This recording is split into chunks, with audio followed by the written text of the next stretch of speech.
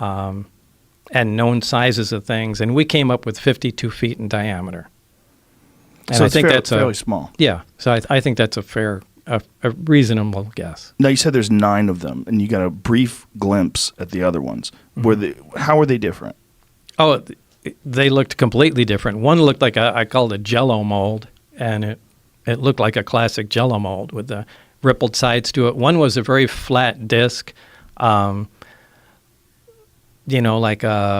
like a straw hat or something like that. That was sitting up on its edge, and the thin part of it looked like a projectile had been fired through the edge of it.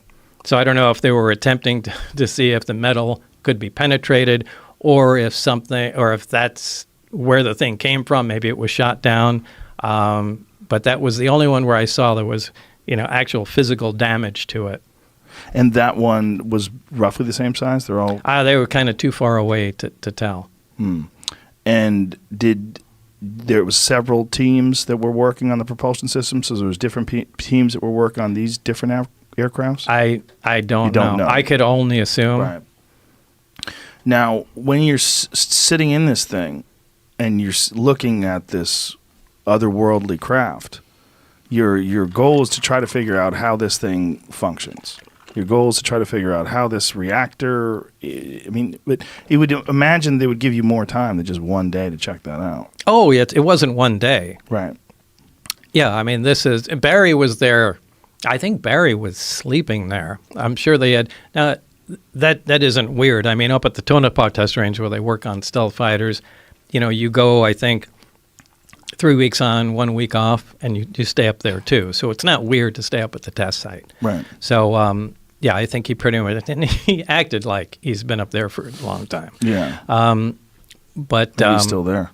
Yeah. Who knows? Do you have contact with this guy? No. Oh, no. I wish I did. I kind of thought he was going to come out after I did. Right. And I think I took so much flack and it's so much shit for what went on.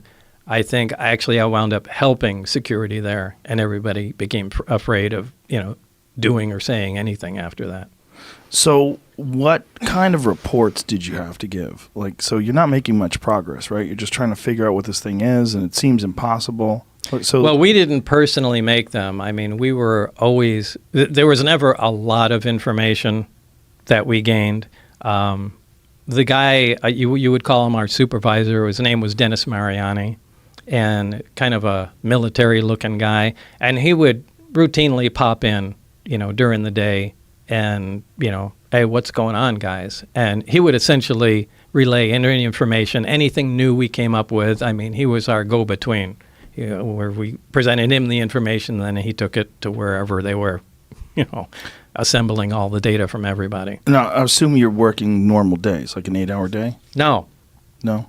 No, it was really weird that I would be only called in on certain times and certain days, and they would be weird hours, too. Most of the time was later in the evening. I can get a call at 11 o'clock at night, and they'll say, it's now 11 o'clock. By 11:45, you need to be at the McCarran terminal, and, we'll let you know when we have more information. But what did you do while you were there? If you're looking at this object, this reactor, and you can't figure out what it is or how it works, other than the fact that it works on this element that we don't even know about. Sure. The thing was what you do with anything. If you're trying to analyze it, all you can do is perform tests. And all we did is try and come up with every kind of test we possibly could. We tested, it violated a lot of what we thought was impossible to violate. One of the first laws of thermodynamics, essentially any machine, any device that operates always makes extra heat. Nothing works at 100% efficient. Even the headphones you're wearing, anything that takes power, some of that power is going to be converted to heat, and it's just wasted. This didn't. We looked at, back then we had infrared cameras. They're different today, but back then you had to pour liquid nitrogen into the camera to cool the sensor down and get these infrared images you've seen. But it never got, no matter what the load was on the reactor, it never got above the ambient temperature, which is impossible. I mean, you're, pulling out huge amounts of power and nothing ever gets warm. We tried measuring magnetic fields and there was nothing there. So we started playing around with the emission from the emitters, the gravity wave itself, and saw what we could do with it and how it was focused. So we really spent all our time just trying to see what the stuff can do and what we can control. So you were seeing what it could do, but you couldn't ever figure out how it was doing it. No, not really. I mean, we really could only use come up with a best guess. Now, I can't say we really that I could absolutely state for certainty how anything actually worked. Now, how did you know at all how they were piloting it? Because they were doing some tests where they were having these things fly around in the sky, and this is what gets us deeper into your story. Right. I was out there for one test. Right. In fact, I was with Barry in the lab, and Dennis came in and said, "We're about to run a test. Why don't you guys come out?" Or I think he said, "Barry, why don't you come out here and bring Bob with you?" We went out there, and the craft was already outside the hangar and was just preparing to lift off. Now, they were in communication with somebody in the craft. So there was a person in the craft? Yeah, there was certainly a person in there. Now, it's not a comfortable place to be in because it's small, so the guy has to be sitting on the floor in the middle, my best guess. And this is the same specific craft that you worked on? Because that was the only craft that you were in? The only one that I touched and worked on. And it quietly lifted off the ground, which was incredibly impressive to see. Quietly or silently?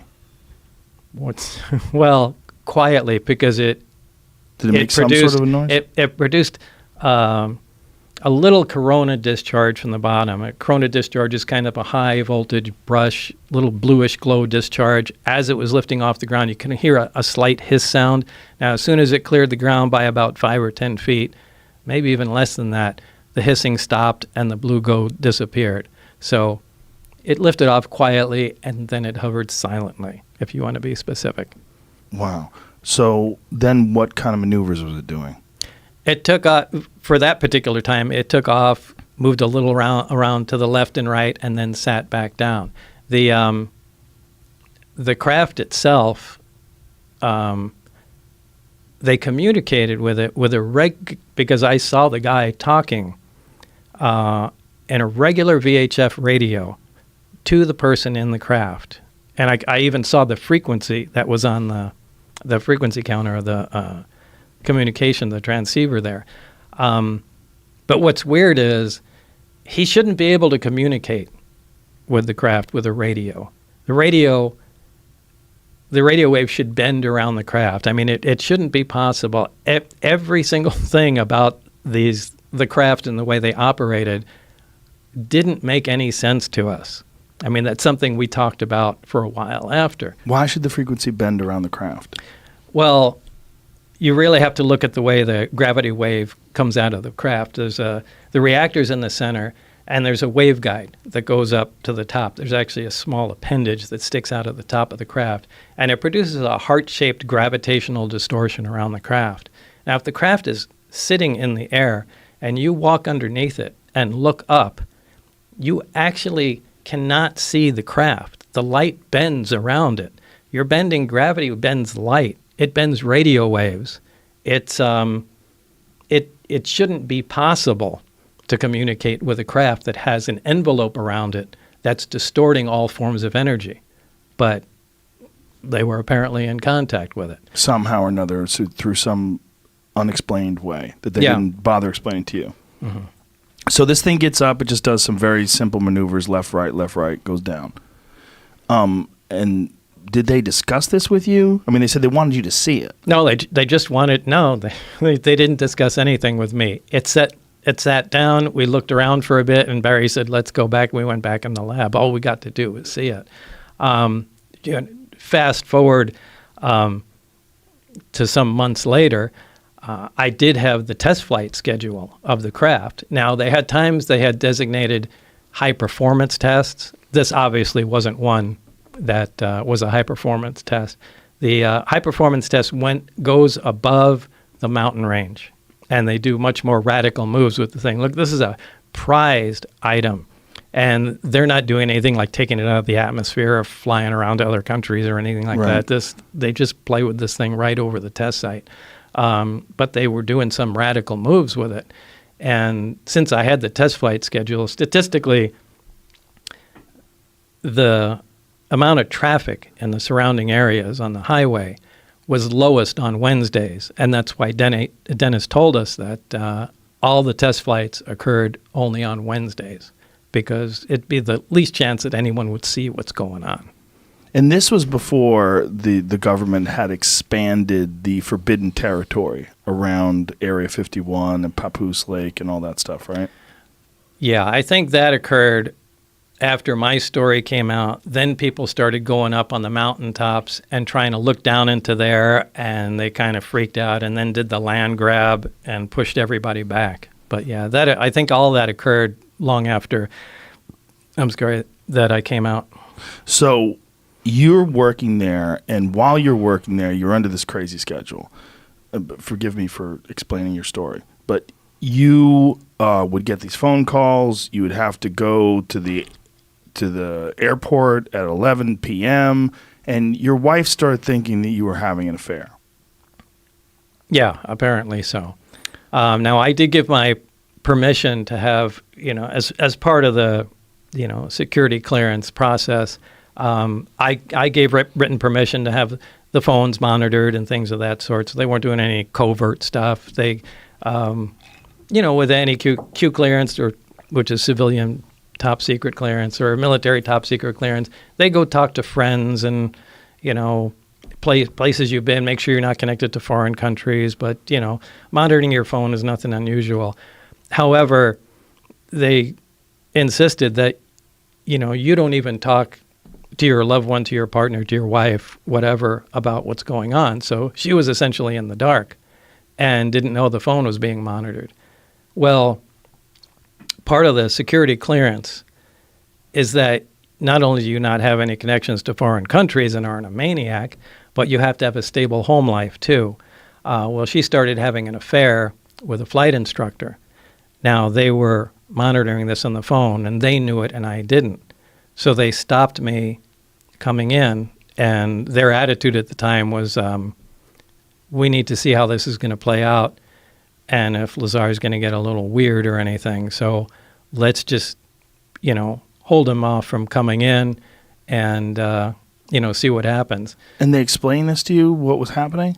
Well, after the fact, yeah, because time kind of went on, and there were guys that were following me around, and I started getting a little concerned, going, well, Chet, are they booting me out of the project? And if so, they're not just going to let me hang out at home and go get a new job knowing what I know. So as time went on, I started getting a little concerned, and I took my closest friends and just kind of got together, and I said, hey, remember that job I told you about? This is what's going on. And you don't need to take my word for it. Wednesday night, we need to all go out here. I want to show you what's going on. So I took everybody, and we went out to, remember, since I had the test flight schedule, and went outside the base, out into the desert, and so everybody could see, one of the high-performance tests. And, it left quite an imprint on everybody, so they knew I wasn't And there's videos crazy. of these tests, right? Yeah, but remember, this is in the dark in the 80s with a big monster-sized camcorder, and you got, a bright light jumping around. But, we did video of it, but there's no, by today's standards, it's... But is it's your garbage. video specifically available, the video that you took? Yeah, well, George Knapp has it. Is it I give online? it to him. Do you know? I have no idea. Jeremy? Yeah, I show clips of it in my film. Right. It's online, and someone did a deep analysis of it. It was interesting to take a look at how... Pull this microphone up to your face. Give me about a fist from your face. All right. to see how his video looks now. But as far as video evidence, I mean, we are talking 80s camcorders. The most important thing is the human story here. Everybody that he took up there on 3 separate occasions, they don't all like each other. They don't all talk. They all agree on one thing. They saw something that night at the exact point in time and space that Bob Lazar said. And remember, this is 17 miles south of Area 51. No one even knew really about Area 51. We're talking Papoose Lake, and they all agree.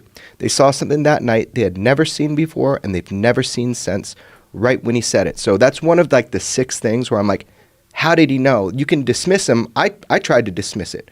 But some things we can't get around, and there's about 5 or 6 of them. How did he know about those? If Jamie wants to find that video right now, what would he look under? Bob Lazar, UFO, S4, Area 51, just kind of like that. So it's like the S4 UFO video, Bob Lazar, and a guy does an analysis, but you're analyzing these 80s videos. Right. He from the very beginning, Bob never said, I have proof of my story and I'm going to tell the world. He said at the very beginning, I cannot prove my story. That's not why I'm telling this. George Knapp convinced him to tell people, and he lived through it. And I didn't believe it either until I talked with George. Okay, so you film this test flight, one test flight, and then you get caught. Actually, it was, I think, the 3rd time, because we went out there the first time. Everybody saw it. Everybody was amazed because it did some radical maneuvers, and everybody had a lot to say about it. The maneuvers that I've seen the video. It doesn't. I don't think there's something we have now that does that. No, in terms of like a human piloted craft. I mean, I don't know, obviously, with the government. No, it's impossible. Nothing can move like that. And remember, we didn't start filming from the very beginning. We were waiting for something, to happen. The craft took off and then came flying at us, stopped, turned at a right angle, flew back, and then, after it did some, amazing stuff, to get the camera, and then we started filming. So it doesn't have all of it on there; it just has some. The way I describe it to my friends, and they said, "What does this look like?" I said, "Take a laser pointer, and then have a wall, and then move it around the wall." Like, how it moves around the wall? It doesn't seem like it has anything to do with inertia or physics, or it's not impeded in any way by the atmosphere. Yeah. That's what it looks like. You're essentially separated from reality, as crazy as that sounds, with being in case its own gravitational envelope. Inertia is not going to affect it. And, this is how some of those recent sightings with Commander David Fravor, I'm sure you've heard of the Tic Tac UFO. I mean, he describes exactly, the thing operates exactly the way I was describing. That's why he was interested to talk to me. But we saw this, and, on the way home, it's like, hey, we got away with it. We should try it again the next test flight date. So this became a thing to do. And I think it was on the 3rd time that we got caught. I mean, we started becoming a little careless. I think we took a motorhome out there. And, it was like the stupidest thing you could possibly imagine. Started tailgating. Yeah, it was ridiculous. And again, you're in your 20s. Yeah. And, what was funny was we went out there, and my friend Gene Huff and I were leaning on the front of a vehicle. And just for some reason, we just started talking shit. Like, well, I hope they realize that, I don't remember what we were saying, but, that it's something about attacking the base or something along those lines and stealing the craft or something like that. Something crazy. And then about 20 feet in front of us, we see a little green light fall on the ground and roll to us. And unbeknownst to us, now it's pitch black, you can't see your hand in front of your face. There were a bunch of guards standing right out there, and they had a night vision scope where they were like from here to the wall looking at us, listening to us, and the guy dropped it, and the scope rolled over to us, and you could see the green screen. We turned the lights on, and all these guys are there. So it was whoa. Yeah. So we did incredibly stupid stuff and got caught, as we should have. So when they catch you and they bring you in, then what happens? Well, I went in for debriefing. The following day, I went to Indian Springs Air Force Base, which is kind of a defunct base that they used to use at the nuclear test site. And this is when they brought out the transcript of the phone call with my wife. And, they sat me down and we said, when we meant to keep the secret, we meant you can't tell your friends, right? And it just being sarcastic and trying to. And then they got real serious. But this is where they, took the transcript out and were reading me what my wife and, our friend were talking about. And I don't know, it was a hard time. So what happens from there? What do they do with you? Why don't they arrest you? I don't know. I don't know why. I'm not sure exactly they knew what to do, but they did let me go that night, and I went home. And this is kind of when the most stressful part started. Because you're realizing that you're being monitored 24/7. Now I know not only am I being monitored, but now I know I'm in trouble. And it wasn't a short time after that I contacted, at that time, the only investigative reporter I had heard of in Las Vegas was George Knapp.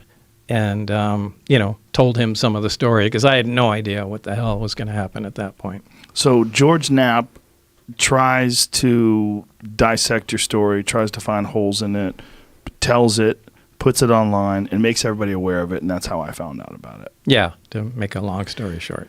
Yeah. What happens, to really make a long story short, what happens from there on? I mean, do they contact you and say, hey, Bob, it's probably a good idea if you shut up? Oh, Did they try to label you as crazy? Was there... There were a lot of things that happened at, between that point. I'm leaving out a lot of stuff to fill in the story. We'd have to go back to Los Alamos and well, I really don't want to talk about that. The top secret weapons stuff that you were working on. No, I'm talking about the 115. Mm-hmm. Well, I don't know. I have to think about how I'd... What is the problem with this? I don't want to get myself into more trouble by admitting something. So I just have to dance around a couple. He was rated just during the filming of the movie. People thought it was the movie's great, by the way. Thanks, Joe. And it's on Netflix right now if anybody wants to check it out. And if you're one of those people like me who, I've always loved the idea of UFOs. I became extremely weary talking to people who are UFO believers and UFO fanatics because there's so many of them that are full of shit. And not just full of shit, they're childishly delirious. Like the way they talk about things. I mean, there's so many people that I'm in contact. They reach me in the night and they explain to me what we're doing to the ocean is wrong. And you're like, okay. This is one of the reasons I didn't want to do the show. I'm sure. Well, no, it's no joke. We've had people literally camp out on our front lawn, and in some ways I can relate to some of these people. Maybe some of them did really have some kind of experience or saw something, and all their friends think they're crazy. But hey, now there's this guy I heard on the radio, and at least he knows I'm not full of shit, so I got to talk to him. Right. And so most of the correspondence I get are people trying to get a hold of me going, Bob, you got to listen to me. I'm coming to talk to you. I'm driving from Oklahoma or whatever. But some of them are just fucking batshit crazy, and they're frightening. There's a lot of schizophrenics that are involved in the conspiracy world. So there's a lot of people that have real issues. Joe, it would be a disservice to your audience to not say that we have to look at what's going on now and understand. I've heard on your show a bunch of stuff about what's going on now, and to not really understand what's going on now, you can't see Bob's story in the correct light after 30 years. And at some point we should just touch upon that. The biggest being that things like the Tic Tac UFO case that came out, I've heard people, even on the show, say, oh, there's a glitch in the radar. That's a data poor perspective. You just don't know yet what's really going on. Commander Fravor, I was able to get the interview with him to talk with him way before it became public. I got that from him. He saw it. Other pilots saw it. This is a big thing that's going on right now. They had more sightings on the East Coast recently, cubes with spherical ores. These are not aerodynamic, and these are the people we trust to defend us on 9/11. Commander Fravor protected Los Angeles on 9/11. So we trust them, but they're not trained observers. Radar individuals see these things, and the big one, just to throw down so we can consider a story a little differently, there's more depth to it. The big one is the United States government has admitted that they have been continuously studying the UFO phenomenon. That program was called ATIP, was called OSAP. That's the mother program. George Knapp got that out. They announced through the New York Times about ATIP, but OSAP, these acronyms, OSAP, Advanced Aerospace Weapon Systems Applications Program. Who cares? That was the mother program. So they've admitted we didn't stop studying UFOs in 1969 with Project Blue Book. We don't think it's crazy. We actually want to reverse engineer the technology. That's why on your other show, you said, what's this AAV thing? It's like they're making up another UFO name. Well, hold on. There's a reason. Because in the documents, the DIA documents that George Knapp released, that everybody said was fake till now they know is real, they call them AAVs, which is Advanced Aerospace Vehicles. People are getting the acronyms wrong. So the reason for the terminology change is so that we can